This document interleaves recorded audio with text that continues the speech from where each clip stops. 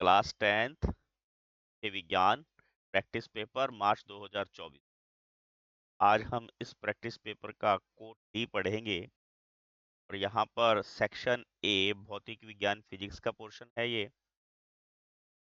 पहला प्रश्न देखिए, ये क्षेत्र एक ऐसी राशि है जिसमें परिणाम का या इनमें से कोई नहीं। Magnetic field is a quantity that has magnitude and direction या बोथ। उपयुक्त दिशा भी होता है और परिणाम भी होता है। का ऑप्शन सी हमारा यहाँ सही आंसर होगा। अगला प्रश्न देखिए, दक्षिण हस्त अंगुष्ठ नियम का उपयोग किसकी दिशा निर्धारित करने के लिए किया जाता है? ये क्षेत्र, बल या इनमें से नहीं।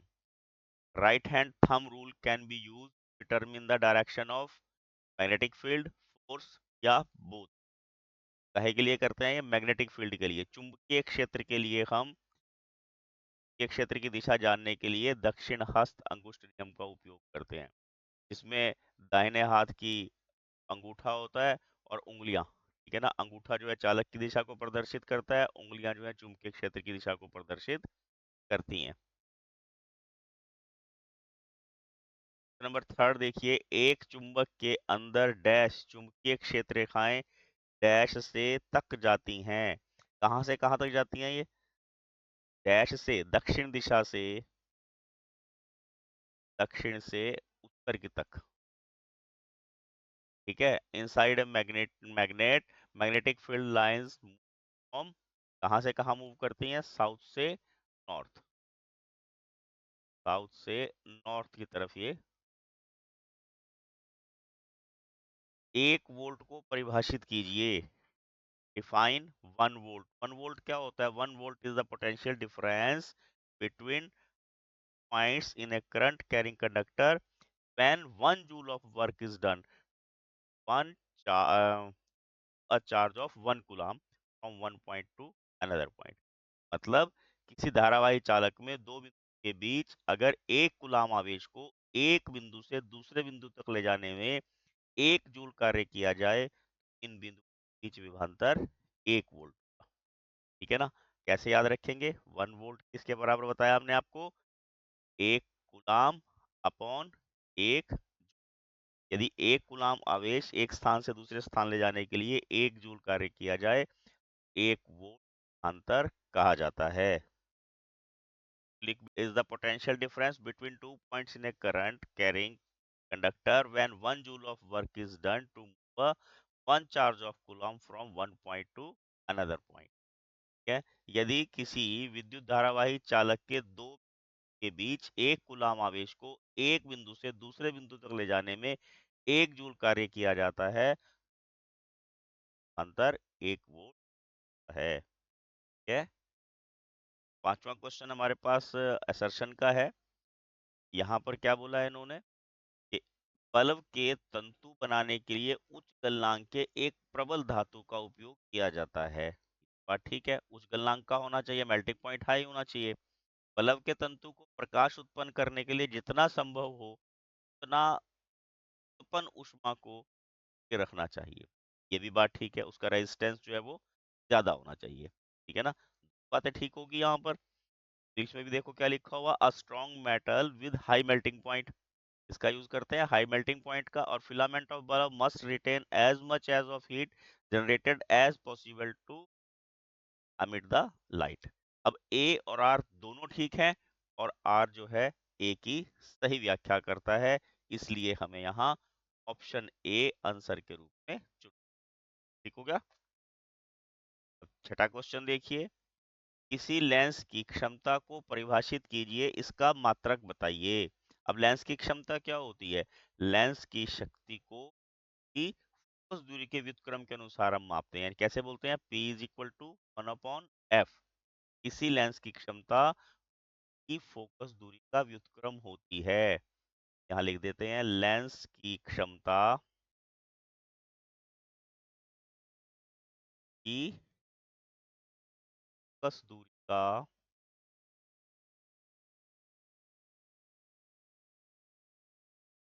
क्रम होती है, रेसिप्रोकल यानी कि, ठीक है, क्या बताया मैंने आपको?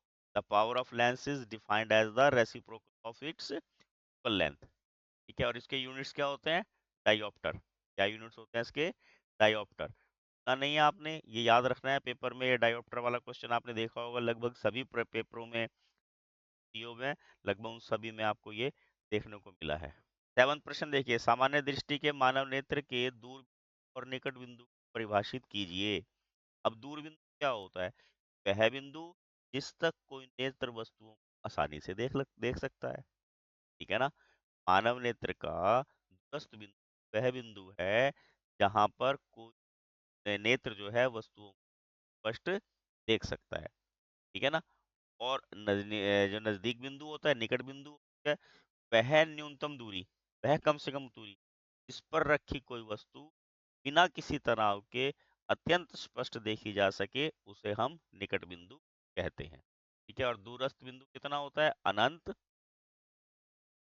और निकट बिंदु होता है 25 सेंटीमीटर। आप इसको ऑब्जर्व भी कर सकते हो। आप अपनी बुक को देख रहे हैं, बिल्कुल नजदीक धीरे धीरे अपनी आंखें बुक के नजदीक लेके जाओ, आपको आंखों पे प्रेशर पड़ना शुरू हो जाएगा अगर वो 25 सेंटीमीटर से भी कम होगी, ठीक है ना? और यही कारण है बहुत से बच्चों की आंखें खराब हो जाती हैं, वो बहुत नजदीक से पढ़ते हैं, बहुत नजदीक से पढ़ने पर या पोस्चर सही ना बैठने पर आंखें खराब हो जाती हैं। क्या बताया हमने आपको? वह होता है जहां पर हमारे नेत्र आसानी से देख सकें, और निकट बिंदु वह न्यूनतम दूरी जिस पर बिना किसी तनाव के स्पष्ट से हमारी आंखें देख सकें, उसे हम निकट बिंदु कहते हैं। इसी के अथवा में दूसरा प्रश्न है, किसी अंतरिक्ष यात्री को आकाश नीले की अपेक्षा काला क्यों प्रतीत होता है? Why does the sky appears dark instead of blue an astronaut? अब इसका कारण क्या होता है? अंतरिक्ष में वायुमंडल ही नहीं है, अंतरिक्ष में वायुमंडल नहीं होता, एटमॉस्फेयर है ही नहीं, और एटमॉस्फेयर ना होने के कारण वहां प्रकाश का प्रकीर्णन नहीं होता। क्या नहीं होता वहां पे?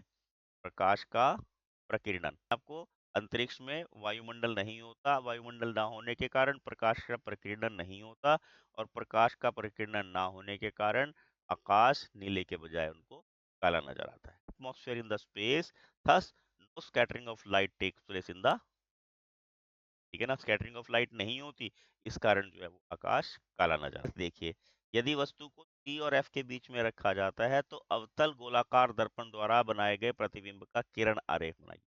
अब अवतल है, इसलिए आपने ध्यान रखना है इसका परावर्तक सतह जो है अंदर की तरफ धसा हुआ हो, ठीक? और ये हम मान लो प्रिंसिपल फोकस है, प्रिंसिपल एक्सिस है, और ये मान लीजिए वस्तु है। वस्तु से कोई किरण जो है वो टकराएगी और यहाँ से टकरा के ये वापस इस दिशा में गति करेगी, ठीक है? यहाँ से जहाँ से क्रॉस होती है इसको हम फोकस लिख लेते हैं, और एक दूसरी किरण यहाँ से इसकी जो ये दर्पण का परावर्तक सतह है यहाँ से टकरा के वापस इस दिशा में आएगी। ये थोड़ा सा यहाँ कमी रहेगी, और ये यहाँ पर टी जो है वहां से ये वापस ये प्रतिबिंब हमारे पास इस प्रकार का यहाँ बनेगा, ठीक है? इसको मैं और ढंग से भी बता देता हूँ उधर बना के। देखिए, इस प्रकार का चित्र बनेगा ये परावर्तक सतह है इसका, यहाँ से ये प्रिंसिपल एक्सिस है ना, मुख्य अक्ष जिसे हम बोलते हैं। वस्तु एफ और सी के बीच में दर्शाई गई है।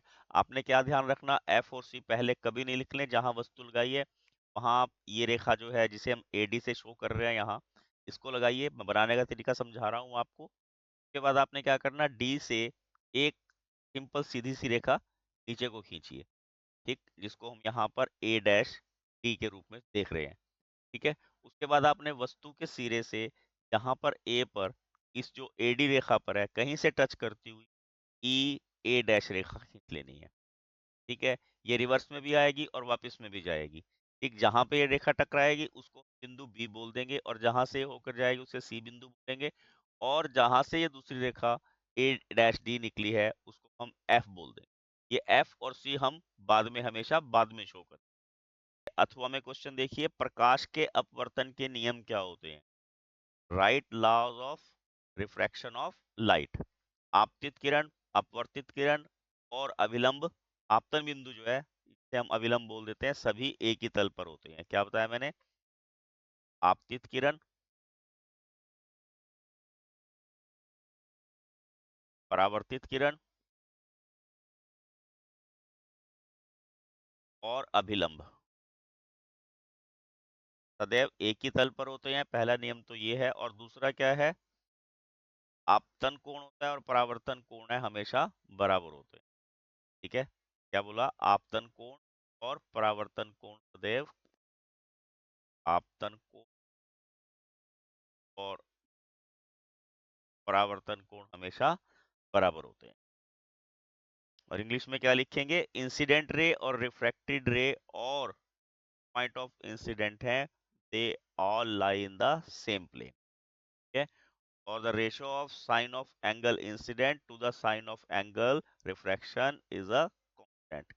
It's also known the Snell's law, इसे हम स्नेल का नियम भी कहते हैं। एक दृष्टि दोष नेत्र का निकट बिंदु 1 मीटर है, इस दोष को संशोधित करने के लिए आवश्यक लेंस की क्षमता क्या होगी।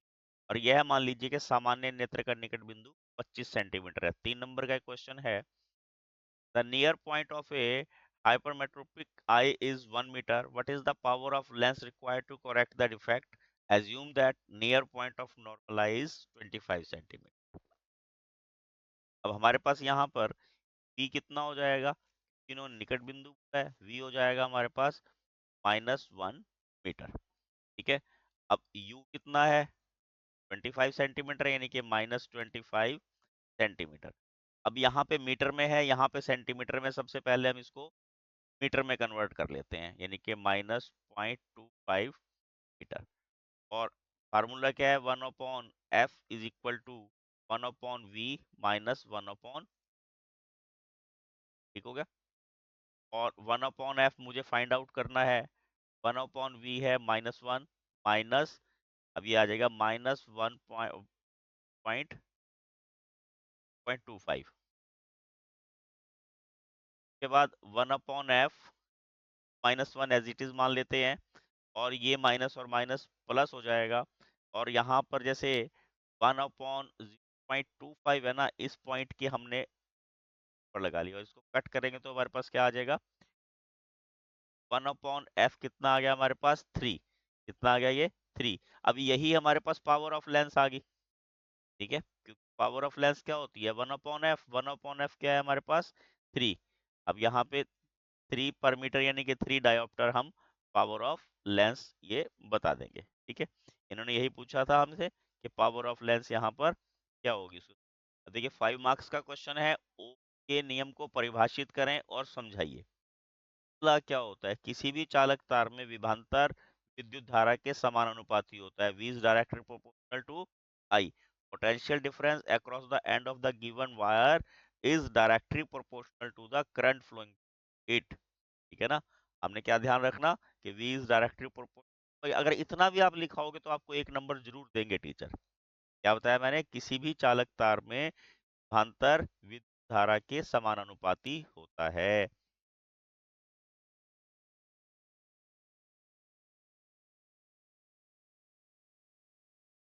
अब देखिए, विद्युत परिपथ में धातु के तार के दो के बीच विभवांतर में प्रवाहित होने वाली विद्युत धारा के समानुपाती होता है, परंतु तार का ताप समान रहना चाहिए, इसे हम ओम्स लॉ कहते हैं।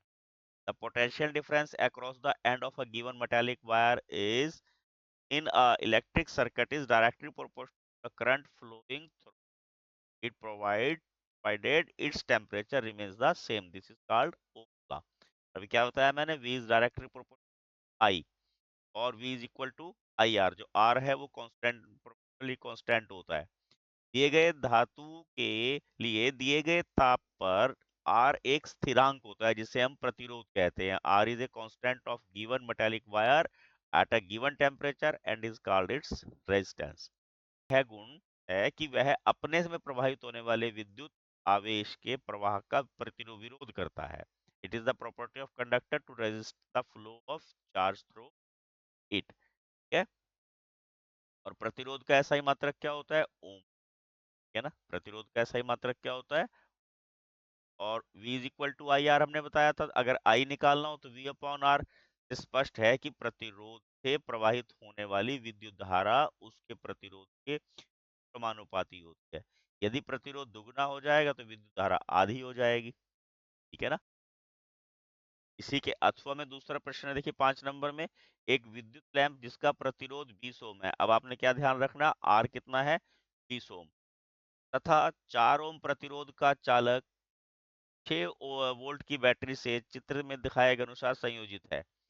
An electric lamp whose resistance is 20 ohm and a conductor of 4 ohm resistance are connected to a 6 volt battery as shown in the figure। ये फिगर में दिखाया हुआ है। अब कैलकुलेट क्या करना है, परिपथ का कुल प्रतिरोध कितना है। अब पहले तो देखिए R1 कितना है हमारे पास यहाँ, 20 ओम। R2 कितना है हमारे पास, 4 ओम। और निकालते हैं R1 प्लस R2, ये हमारा 1 नंबर का काम हो जाएगा। 30 + 4 = 24 ओम। ठीक है, उसके बाद उन्होंने क्या बोला है कि हमारे पास विद्युत धारा निकालनी है हमने, कितनी विद्युत धारा प्रवाहित होगी, यानी कि V हमारे पास 6 वोल्ट दिया हुआ है। अभी हमने ओम्स लॉ में भी पढ़ा है, V is equal to I R, V is equal to I R. V 6 है, I हमने फाइंड आउट करना है, और R कितना है हमारे पास, 24। ठीक है ना, R कितना है हमारे पास, 24। तो I कैसे कैलकुलेट कर लेंगे, 6/24, 6 कम 6, 6 चौका 24, यानी कि 0.25 अम्पियर जो है हमारे पास यहाँ करंट आ जाएगा। ठीक, उसने कहा विद्युत लैंप तथा चालक के सिरों के बीच विभवांतर कितना होगा। अब अलग अलग निकालना है। अब देखिए V1 अगर हम निकालना चाहें, R1 कितना था हमारे पास, V equal to I R बताया था ना। R1 हमारे पास था 20, और करंट कितना है 0.5 पर मल्टीप्लाई करेंगे, 20 25 दूनी 50, और 2 डेसिमल 10 ये आ गई, यानी कि 5 जो है हमारे पास वोल्ट इसमें बल्ब में जो है वो विभवांतर आएगा। ठीक है, और जो V2 हैगा उसमें 4 ओम था, मल्टीप्लाई कर दिए 2.5 से, तो आ जाएगा 1 वोल्ट। ठीक है ना, तार में 1 वोल्ट विभवांतर होगा, और बल्ब में जो है 5 वोल्ट विभवांतर होगा। ठीक है, ये हमारे पास सेक्शन ए यहाँ दोस्तों कंप्लीट हो जाता है जो फिजिक्स का था। अब केमिस्ट्री का पोर्शन देखिए, सोडियम कार्बोनेट का पुनः क्रिस्टलीकरण द्वारा निम्नलिखित में से क्या उत्पन्न होता है। तो क्रिस्टलीकरण से साधारण नमक, विरंजक चूर्ण, कपड़े धोने का सोडा, या gypsum. Which of the following is produced by recrystallisation of sodium carbonate.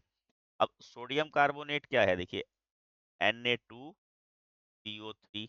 अब Na2CO3 का अगर हम पुनः क्रिस्टलीकरण करेंगे तो हमें क्या मिलता है, कपड़े धोने का सोडा। ठीक है ना, क्या मिलेगा हमें, कपड़े धोने का सोडा, वॉशिंग सोडा मिलता है।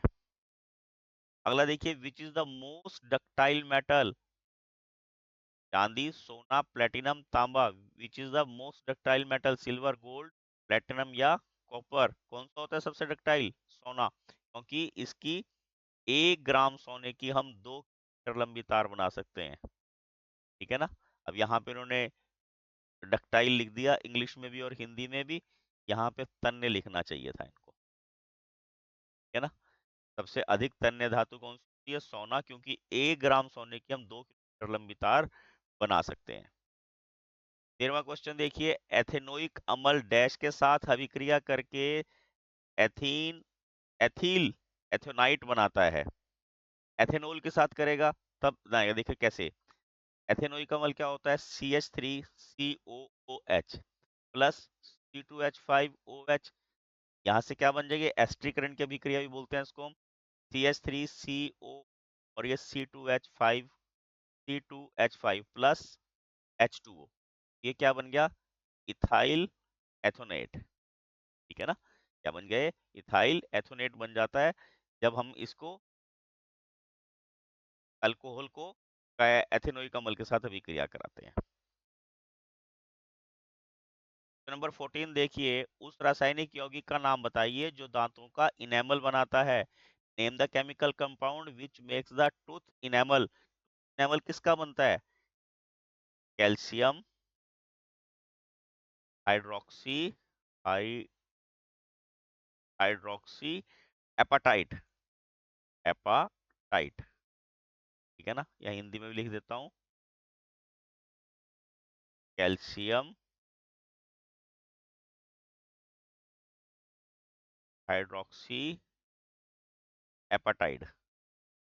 हेपाटाइट, ठीक है, कैल्शियम हाइड्रोक्सी हेपाटाइट, इसका जो है इनेमल बनता है दांतों। एसर्शन का है, अगला क्वेश्चन फिर हमारा विद्युत अपघटनी परिष्करण, शुद्ध धातु से अशुद्ध धातु प्राप्त करने के लिए विधि है। अब शुद्ध से अशुद्ध थोड़ी प्राप्त करते हैं हम अशुद्ध से शुद्ध प्राप्त करते हैं, ये तो गलत हो गया, पहला ही गलत है। जब पहला गलत तो अगला पढ़ने की हमें जरूरत नहीं है, क्योंकि हमारे पास एक ही ऑप्शन ऐसा मिलेगा जिसमें पहला गलत है। ए असत्य है, ऑप्शन डी हमारे पास आ जाएगा। Electric refining is a method of obtaining impure metal from pure. Impure थोड़ी हम प्राप्त करते हैं, प्योर प्राप्त करते हैं, ये उल्टा हो गया, ठीक है ना। तो ऑप्शन हमारे पास डी यहाँ पर सही आंसर होगा। 16वां प्रश्न देखिए, ऊष्मक्षेपी एवं ऊष्माशोषी अभिक्रिया का क्या अर्थ है, उदाहरण दीजिए। What does you mean, what does one mean by exothermic और एंडोथर्मिक रिएक्शंस, गिव एग्जांपल। देखिए, ऊष्मक्षेपी अभिक्रियाएं वे होती हैं जिसमें से ऊष्मा निकलती है, बस सिंपल सी बात आप ध्यान रखिए। और ऊष्माशोषी अभिक्रियाएं वो होती हैं जिनको संपन्न कराने के लिए हमें ऊष्मा की आवश्यकता होती है। अब क्या बोलेंगे, जिस रासायनिक अभिक्रिया में उत्पादों के साथ साथ ऊष्मा भी निकलती है, ऐसी अभिक्रियाओं को हम ऊष्माक्षेपी अभिक्रियाएं कहते हैं। The chemical reaction in which heat is evolved are called the exothermic reactions. जैसे जैसे कार्बन है, कार्बन को हम अगर जलाएंगे तो क्या बन जाएगा, कार्बन डाइऑक्साइड। कोई भी जो जलाने की अभिक्रिया है ऊष्माक्षेपी होती है, वो एक्सोथर्मिक रिएक्शंस होती है, ठीक है। जो श्वसन होता है ना, श्वसन भी हमारा ऊष्मक्षेपी अभिक्रिया एक्सोथर्मिक रिएक्शंस है, क्योंकि जब हम श्वसन करते हैं, श्वसन से हमारे शरीर को भोजन का अपघटन होके ऊर्जा मिलती है, ठीक है। और ऊष्माशोषी अभिक्रियाएं क्या होती हैं, ऐसी अभिक्रियाएं जिनको संपन्न कराने के लिए ऊष्मा की आवश्यकता होती है। जैसे चूने का पत्थर है, जब इसको हम गर्म करेंगे तो क्या बन जाएगा, कैल्शियम ऑक्साइड और कार्बन डाइऑक्साइड, ठीक है ना। ऐसी अभिक्रियाएं जिन्हें संपन्न कराने के लिए ऊष्मा की आवश्यकता होती है, उन्हें हम एंडोथर्मिक रिएक्शंस, ऊष्माशोषी अभिक्रियाएं कहते हैं। The chemical reaction in which heat is required are called the endothermic reactions, ठीक है। बिल्कुल सिंपल सा है, ऐसे ही आपने याद रखना, 2 नंबर का प्रश्न है। इसके अथवा में बोला विस्थापन अभिक्रिया के उदाहरण लिखिए। विस्थापन अभिक्रियाएं क्या होती हैं, ऐसी अभिक्रियाएं में कोई तत्व किसी अन्य तत्व को यौगिक से विस्थापित कर दे, उसे विस्थापन अभिक्रिया कहते हैं। डिस्प्लेसमेंट रिएक्शन, देखिए, व्हेन एन एलिमेंट, ये एलिमेंट है, यहां से मान लीजिए हमने कॉपर सल्फेट का सॉल्यूशन लिया, तो ये क्या करेगा, आयरन जो है कॉपर को यहां से डिस्प्लेस कर देगा, ठीक है, और अपने आप यहाँ SO4 के साथ बैठ जाएगा, ठीक है। तो ये अभिक्रिया क्या होगी, एक डिस्प्लेसमेंट रिएक्शन का एक एग्जांपल होगी। ठीक, और कोई ले लो, जिंक की ले लो, मान लो अगर हम जिंक को कॉपर सल्फेट के सॉल्यूशन में डालेंगे, क्या करेगा, जिंक जो है कॉपर को यहाँ से डिस्प्लेस कर देगा और अपने आप उसकी जगह बैठ जाएगा। ये हमारे पास डिस्प्लेसमेंट रिएक्शंस के उदाहरण हो गए। अगला देखिए, फिर इजी प्रश्न है, हाइड्रोजन सल्फाइड के हवा में जलने पर अभिक्रिया के लिए संतुलित रासायनिक समीकरण लिखिए। अब केवल क्या करना, हमने समीकरण नहीं लिखना। हाइड्रो हाइड्रोजन सल्फाइड यानी कि H2S, ठीक, क्या डाला इसके अंदर, ऑक्सीजन मिलाई है, ऑक्सीजन मिला के क्या बन जाएगा, SO2 सल्फर डाइऑक्साइड और जल। अब इसको बैलेंस कर लेते हैं, देखिए यहाँ पर हाइड्रोजन है, यहाँ पर भी 2 है, ऑक्सीजन यहाँ 2 है, यहाँ 3 है। अब ऑक्सीजन की गड़बड़ हो रही है, तो बैलेंस कर लेते हैं, तो यहाँ क्या करते हैं, 3 लगाते हैं, 3 दूनी 6, और यहाँ लगाया 2 दूनी 4, और इसको बैलेंस करा 2 दूनी 4, और 4 6 हो गया, ठीक। अब यहाँ से सल्फर बिगड़ गया, अब सल्फर क्या गया, मैं यहाँ 2 है, यहाँ सिंगल है, तो यहाँ पे भी 2 लगा देते हैं। देखिए अब बैलेंस होगी 2 4, हाइड्रोजन इधर भी 4 है, सल्फर इधर 2 है, इधर भी 2 है, ऑक्सीजन इधर 6 है, 4 2 दूनी 4 और 2 6। अब ये हमारे पास बैलेंस्ड जो है वो इक्वेशन बन गई है। 18वां प्रश्न देखिए, आपको 3 प्रश्नावलियां दी गई हैं, उसमें से एक में आश्रित जल है और शेष में 2 में, एक में अम्ल है, दूसरे में क्षार है। आपको केवल लाल लिटमस पेपर दिया गया है, आप इन अम्लों की और क्षारों की पहचान किस प्रकार करेंगे, ठीक है। अब आपने क्या ध्यान करना, जब हम लिटमस पेपर को, लाल लिटमस पेपर को तीनों में से किसी एक परख नली में, मान ले हम लीजिए इसको, यहाँ 3 परख नलियां हैं हमारे पास, और लाल लिटमस पेपर को हमने एक परख नली में डुबोया, और जिस परख नली में डुबो के ये नीला हो जाएगा, मान लो लाल से क्या बन जाएगा, ये लाल से नीला, तो हम कहेंगे वो हमारे पास क्षारीय हो जाएगी। क्या हो जाएगी ये? क्षारीय। ठीक है, आपने क्या बताया, आपने जो क्षार होते हैं लाल लिटमस को नीला करते हैं, जिस परख नली में डुबोने से ये लाल नीला हो जाएगा वो क्या होगी? क्षारीय। उसको हम सेपरेट कर देंगे। अब जो हमारे पास नीला लिटमस पेपर है उसका कलर लाल हो गया है, ठीक है ना? जो जो लाल लिटमस पेपर था उसका कलर नीला हो गया, इसको थोड़ा सूखने दीजिए। अब हम क्या करेंगे, इन दोनों परख नलियों में क्रम वाइज जो है इनको धो के देखेंगे। अगर ये नीला लिटमस पेपर, इस पर यहाँ कोई प्रभाव नहीं पड़ता, इसका मतलब ये आश्रित जल है। ठीक है, ये डिस्टिल्ड वाटर हो गया, अगर कोई फर्क नहीं पड़ता। और जिस ट्यूब में इसको डालने से, जिस परख नली में इसको डालने से नीला लिटमस पेपर दोबारा लाल हो जाए, नीला दोबारा लाल हो जाए, तो हम अमल बोलेंगे। ठीक है, आपको ध्यान हो गया होगा। क्या बताया मैंने आपको? रेड लिटमस पेपर जब हम परख नली में डालेंगे, अगर वो ब्लू हो जाए, रेड से ब्लू हो जाए, इसका मतलब वो बिस एक सोल्यूशन हो गया। अब इसको हम थोड़ा सुखाएंगे, अब ब्लू लिटमस पेपर को दोबारा किसी परख नली में डालेंगे, अगर ये सपोज कीजिए रेड हो गया तो एसिडिक है, अगर रेड नहीं होगा तो वाला सोल्यूशन जो है वो हमारा आश्रित जल होगा। अब 19वें प्रश्न देखिए, निम्नलिखित की परिभाषा दीजिए। यहाँ हमें 3 परिभाषाएं दी हैं, खनिज, अयस्क और गैंग। अब खनिज क्या होते हैं? ऐसे यौगिक जो ऊपर पट्टी में पाए जाते हैं उन्हें खनिज कहते हैं। ऐसे यौगिक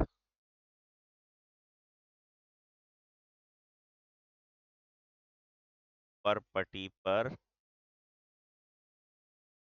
पाए जाते हैं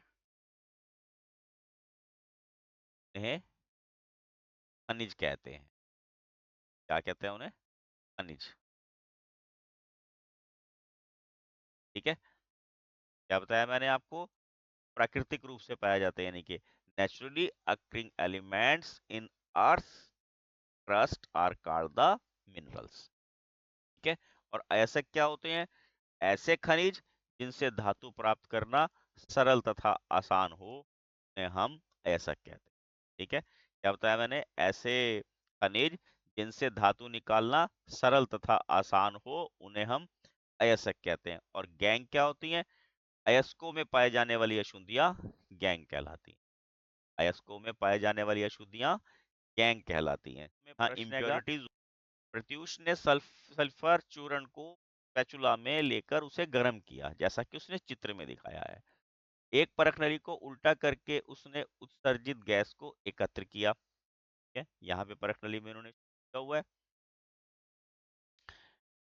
अब उन्होंने प्रश्न क्या पूछे कि लिटमस पेपर पर क्या प्रभाव पड़ेगा, गैस की क्रिया क्या होगी, what will be the action of gas on, काहे के ऊपर? सूखे लिटमस पेपर पर और आर्द्र लिटमस पेपर। ये लिटमस पेपर पर और आर्द्र लिट, आपने क्या ध्यान रखना, जो सूखा लिटमस पेपर होगा पर कोई प्रभाव नहीं पड़ेगा, कोई प्रभाव नहीं पड़ेगा। आपने ये ध्यान रखना है, सूखे लिटमस पेपर पर कोई भी गैस कोई प्रभाव नहीं डालेगी। ठीक है, और आर्द्र लिटमस पेपर पर जब ये गीला होगा, तब हमें पहले गैस का नाम पता होना चाहिए, कौन सी गैस निकलेगी। अब आप यहाँ देखिए, लिया क्या था उन्होंने? सल्फर पाउडर लिया था। क्या लिया था?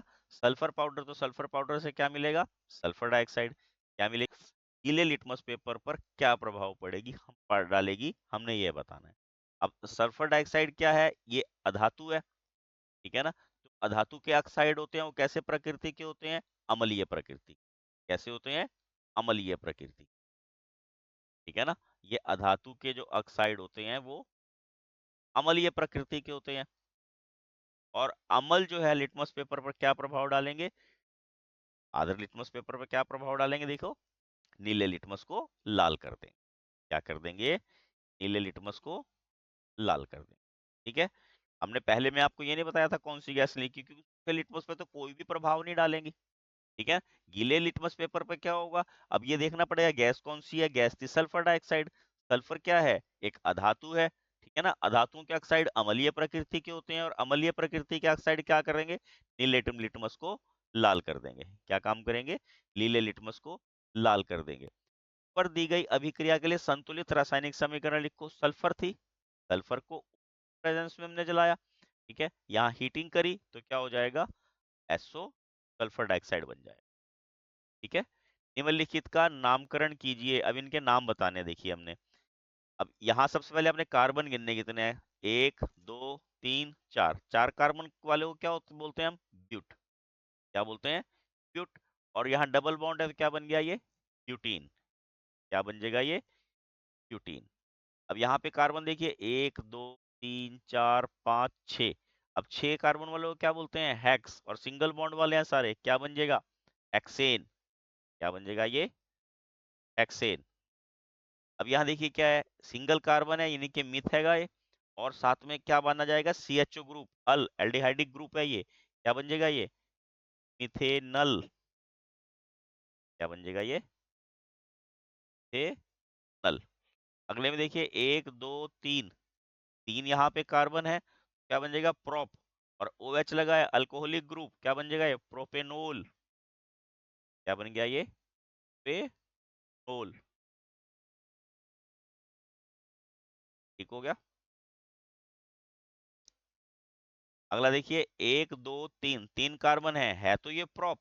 और यहाँ पे क्या लगा है, कार्बोक्सिलिक एसिड लगा हुआ है, कार्बोक्सिलिक जो लगा हुआ है। क्या बन जाएगा ये, प्रोपेनोइक, पेनोइक एसिड। है ना, प्रोपेनोइक एसिड। ठीक है। अब ये देखिए यहाँ पर हमें ये 5 नंबर का प्रश्न, यहाँ 5 नाम पूछ लिए, कितना आसान हो गया हमारे लिए। अगला देखिए, निम्नलिखित उत्पादों के नाम बताइए। एथेनॉल का दहन। अब एथेनॉल का दहन करने पर क्या बनेगा, यहाँ पे हमने प्रोडक्ट बताने हैं, क्या उत्पाद मिलेंगे। एथेनॉल में यानी कि C2H5OH, जब इसको हम बर्न करेंगे तो हमें क्या मिलेगा, कार्बन डाइऑक्साइड और जल। क्या मिलेगा, कार्बन डाइऑक्साइड और जल। अब एथेनॉल का ऑक्सीकरण करेंगे, C2H5OH। जब हम इसका ऑक्सीकरण करेंगे, हमने आपको ये पिछले प्रश्न पत्र में बताया था, K2Cr2O7 पोटाशियम डाइक्रोमेट या KMnO4, पोटाशियम परमैंगनेट। ये क्या बना देगा, एस्टिक एसिड। ठीक है, इथेनोइक एसिड ही बोल सकते हैं इसको। एस्टिक एसिड बना देगा, सिरका बन जाएगा इसका, CH3COOH। अब अगले में क्या है, प्रोपीन का जब हाइड्रोजनीकरण करेंगे, प्रोपीन क्या होगा, CH3CH2। CH2 यहाँ CH आएगा खाली, और ये CH। अब इसका हाइड्रोजनीकरण करेंगे, जब H2+ करेंगे इसमें तो क्या हो जाएगा, ये प्रोपेन बन जाएगा। ये सिंगल बॉन्ड टूट जाएगी, एक हाइड्रोजन इधर आ जाएगा, एक हाइड्रोजन इधर आ जाएगा, CH3CH2CH3। क्या बन जाएगा ये, प्रोपेन। अगले में देखिए, एथेनॉल के सोडियम के साथ अभिक्रिया, आपको ऊपर भी करी थी ये। एथेनॉल यानी कि C2H5OH प्लस Na। क्या बन जाएगा ये, sodium ethoxide, CH3 2H5O Na। और हाइड्रोजन गैस यहाँ से इवॉल्व हुई। बैलेंस नहीं करा इसको मैंने यहाँ पर, केवल क्योंकि इन्होंने उत्पाद पूछे थे, यहाँ पर केवल उत्पाद बताने हमने। अगला देखिए, एथेनॉल के साथ गरम सल्फ्यूरिक अम्ल की अभिक्रिया। अब गरम सल्फ्यूरिक एथेनॉल क्या है, C2H5OH। ठीक, यहाँ पे H2SO4। ठीक है, उससे क्या बन जाएगा, ये इथीन बन जाएगा, CH2 डबल बॉन्ड CH2, और साथ में वाटर। ये हमने उत्पाद बताना है, इसलिए बैलेंस करने की आवश्यकता इनको नहीं है। ये 5 नंबर का प्रश्न था, यहाँ पर ये हमारा कंप्लीट हो जाता है। अगला देखिए, सेक्शन C यहाँ स्टार्ट हो गया है। और 21वां प्रश्न है, वंशागति के नियम किसने दिए थे, who gave the rule of inheritance. Mendel, Darwin, Crick या न्यूटन ने। सिंपल सी बात है, मेंडल ने दिए थे ये। वंशानुगति के नियम किसने दिए थे, मेंडल ने। निम्नलिखित में से क्या दो अलग अलग लक्षणों की स्वतंत्र वंशानुगति के लिए F2 अनुपात को दर्शाता है। F2 अनुपात कौन सा दर्शाता है, आपको ये ध्यान रखना है। ये हमने किताब में पढ़ा भी है, 9:3:3:1। जहां पर सफेद और बैंगनी फूल, लंबे और बौने पौधों का जहां पर, और गोल और झुर्रीदार पौधों का हमने संकरण कराया था, वहां पर ये हमें क्वेश्चन देखने को मिला था। ठीक है। वसा का पूर्ण पाचन डैश और डैश का उत्पादन करता है। वसा का पूर्ण पाचन में क्या मिलता है, वसीय अम्ल, वसीय अम्ल और ग्लिसरॉल। हम बस ये अम्ल और ग्लिसरॉल जो है हमें यहाँ मिलते हैं, और फैटी एसिड्स। पादप हार्मोन क्या होते हैं? ऐसे रसायन जो वृद्धि और विकास के लिए उत्तरदायी होते हैं, पादप हार्मोन कहलाते हैं। क्या बताया मैंने? पादप हार्मोन क्या होते हैं? जो पौधों की उचित वृद्धि और विकास के लिए उत्तरदायी होते हैं, पादप हार्मोन कहलाते हैं। ऑक्सिन, जिबरेलिन, साइटोकाइनिन, एफसीसी कमल और एथिलीन जो है ये पादप हार्मोन्स के नाम होते हैं। अगला क्वेश्चन फिर हमारे पास एसर्शन का है।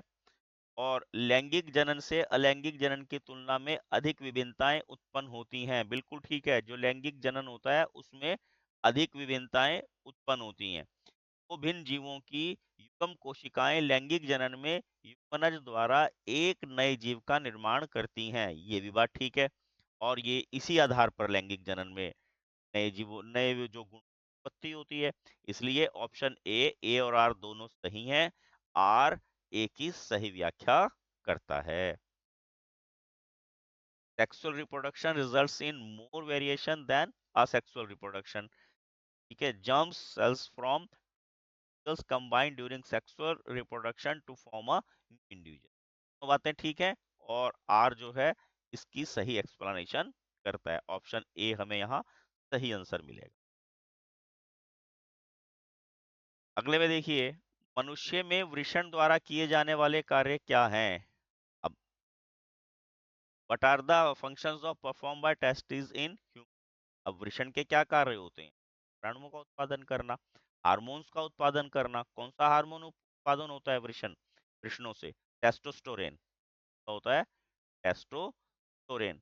टेस्टोस्टेरोन हार्मोन स्रावित करता है और शुक्राणुओं का उत्पादन करता है। स्पर्म्स होते हैं, उनका प्रोडक्शन करता है। ठीक है, बातें दो ही काम करता है, आपने दोनों यहाँ पर लिख देने हैं। अगला प्रश्न देखिए, आप कचरा निपटान की समस्या कम करने में क्या योगदान कर सकते हैं? दो तरीके बताइए। अब बहुत सारे तरीके होते हैं। हम जो है कचरा कम करने के लिए क्या कर सकते हैं? जो अजैव निम्नीकरणीय कचरा है अलग करेंगे और जैव निम्नीकरणीय कचरे को अलग एकत्रित करेंगे। ठीक है, जो अजैव निम्नीकरणीय कचरा है उसका उत्पादन कम करने का प्रयास करेंगे, जैसे प्लास्टिक वगैरह है का कम से कम यूज करेंगे।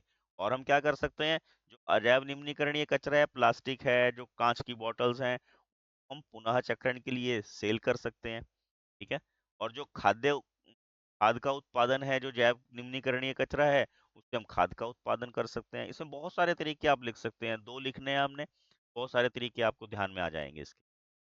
ठीक है, अब इसी के अथवा में प्रश्न है, क्या किसी हटाने का प्रभाव भिन्न भिन्न पोषक स्तरों के लिए अलग होगा?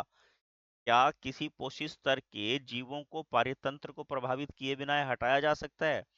दोस्तों देखिए, सबके ऊपर फर्क अलग अलग पड़ेगा। एक पोषक स्तर के जीवों को हटाने से का प्रभाव जो है भिन्न भिन्न पोषक स्तरों पे अलग अलग पड़ता है। पहले तो भी आता है पड़ता है, परंतु अलग अलग पड़ता है।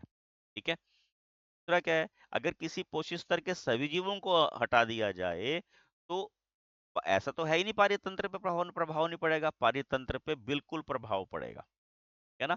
और बिल्कुल उल्टे प्रभाव पड़ते हैं अगर एक पोषक स्तर के सभी सदस्यों को हटा दिया जाए। हमने क्या बोलना है, पारितंत्र के किसी पोषक स्तर के सभी जीवों को हटाने पर पारितंत्र पर प्रभाव पड़ता है, यानी कि बिना पारितंत्र को प्रभावित करे हम पोषक स्तर के जीवों को हटा नहीं सकते। ठीक है, अगला प्रश्न देखिए, एक तंत्रिका कोशिका का नामांकित चित्र बनाइए। चित्र वगैरह का क्वेश्चन जो चारों प्रश्न पत्रों में जो आए हैं, आप उनकी प्रैक्टिस जरूर कीजिए। इनमें से ही आपको कोई ना कुछ चित्र एग्जाम में जरूर मिलेगा। अब यहाँ लिख भी सकते हैं आप, या देखिए केंद्रक, ये आपको यहाँ पर देख लेना है, समझना है। और ये द्रुमिकाएं होती हैं, ये एक्सॉन यानी कि तंत्रिकाक्ष। यहाँ पे ये कोशिका द्रव्य है। ठीक हो गया। और तंत्रिका का जो अंतिम सिरा, तंत्रिका का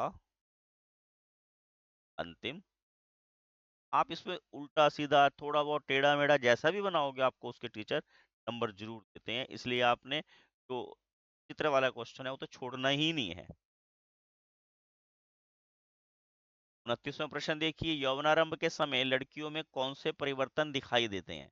अब जो दृष्टिगोचर परिवर्तन होते हैं आपने वो बताने। देखिए, एक तो लड़कियों की आवाज पतली हो जाती है, ठीक है, त्वचा जो है मुलायम हो जाती है, अक्सर त्वचा जो है तैलीय भी हो जाती है, चेहरे पर मुहासे हो जाते हैं, स्तनों का आकार बढ़ जाता है, ठीक है, और शरीर के कुछ भागों में जैसे कांच है, जांघों में बाल आने शुरू हो जाते हैं। और क्या होता है, रजोधर्म शुरू हो जाता है, यानी कि डेट्स आनी शुरू हो जाती हैं। तो इस प्रकार के चेंजेस आप यहाँ लिख सकते हो। कमर से नीचे का हिस्सा जो है वो चौड़ा होना शुरू हो जाता है, ये परिवर्तन या होना। इसमें लड़कियों और लड़कों के भी पूछे जा सकते हैं। लड़कों में क्या बोलेंगे आप, जो कंठ की उपास्थि है, मान लो लड़कों का प्रश्न आ जाए, कंठ की उपास्थि बढ़ जाती है, आवाज भारी होने लग जाती है, मोंढे चौड़े हो जाते हैं, दाढ़ी मूछ आने लग जाती है। प्रकार के जो परिवर्तन है हम लड़कों में भी पूछे जा सकते हैं। अब 30वां क्वेश्चन देखिए, विकाणु की रचना का चित्र सहित वर्णन के, describe the structure of nephron with diagram. एक डायग्राम हमने यहाँ लिया है। अब आपने क्या ध्यान करना है डायग्राम में, वृक्काणु, या लिखना भी इसी तरह है आपने, वृक्काणु जो है वृक्क की संरचनात्मक और क्रियात्मक इकाई होती है। क्या बताया हमने आपको, वृक्काणु वृक्क की संरचनात्मक और कार्यात्मक इकाई होती है, और प्रत्येक वृक्काणु में एक कप के आकार की संरचना होती है। देखिए दिख रही है यहाँ पे, एक कप के आकार की संरचना होती है, जिसे हम वोमन संपुट बोलते हैं। क्या बोलते हैं इसको हम, वोमन संपुट। यह है काम क्या करता है, यह रक्त कोशिकाओं के जाल से घिरा होता है। इसमें क्या नजर आ रहा है आपको, ब्लड की जो कोशिकाएं हैं वो जाल यहाँ पे नजर आ रहा है। इसे हम केशिका गुच्छ बोलते हैं, ठीक है, ये लिखा हुआ है यहाँ पे। ये क्या बोलते हैं हम, केशिका। ये ब्लड का जो जाल नजर आ रहा है रक्त कोशिकाओं का, वोमन संपुट से निकाल कर एक संरचना निकलती है जिसे कुंडली नलिका कहते हैं। अब वोमन संपुट से निकल रही है नलिका, इसे क्या बोलते हैं हम, कुंडली नलिका, पीसीटी, क्लित नलिका इसे हम बोलते हैं, ठीक है। और यह नलिका फिर यू के आकार की संरचना बना लेती है। देखिए इसे हम हेनरी का लूप बोलते हैं। क्या बोलते हैं इसको हम, हेनरी का लूप के आकार की संरचना बढ़ती है। यह कुंडली संरचना इसे हम डीसीटी बोलते हैं, ठीक है। और ये वाहिनी में जाकर मिलती है, कहाँ मिलती है ये, वाहिनी में जाकर ये मिल जाती है। नजर आ रही है आपको ये।